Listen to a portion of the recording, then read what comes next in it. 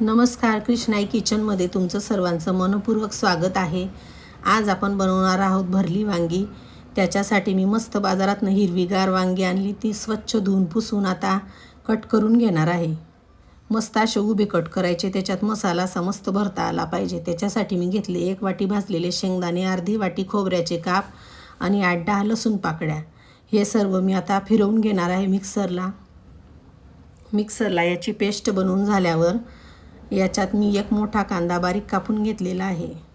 या वाटणमध्येच आपल्याला तो कांदा बारीक करायचा आहे. त्याच्यात मी 1 लाल चम्मच तिखट, हळद आणि चवीनुसार मीठ आणि कापलेला कांदा पण मस्त मिक्स करून घेणार आहे.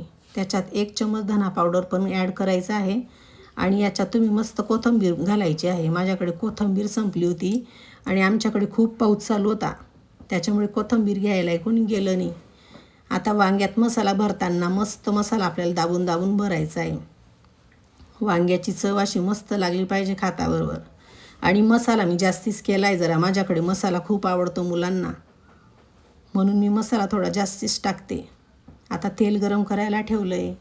तेल गरम झाल्यावर त्याच्यात 1 मोठा चम्मच जिरं असं मस्त फुलून वर आलं पाहिजे. मग थोडा उरलेला मसाला त्याच्यात टाकून परतून घ्यायचा आहे 2 मिनटं. 2 मिनटं मसाला परतून झाल्यावर त्याच्यात अर्धा ग्लास पाणी टाकायचं आहे. पुन्हा 2 मिनटं आता ते परतून घ्यायचं आहे आपल्याला. त्याच्यात एक वांगे मस्त करून सोडून द्यायचे आपण. आता ते चम्मचने मिक्स करून कुकरचं झाकण लावून घ्यायचं आहे आणि आता शिट्टी होऊ द्यायची नाही, फक्त वाफ येऊ द्यायची 1. बघा असे मस्त वांगे शिजले आहेत ना, एकदम चमचमीत.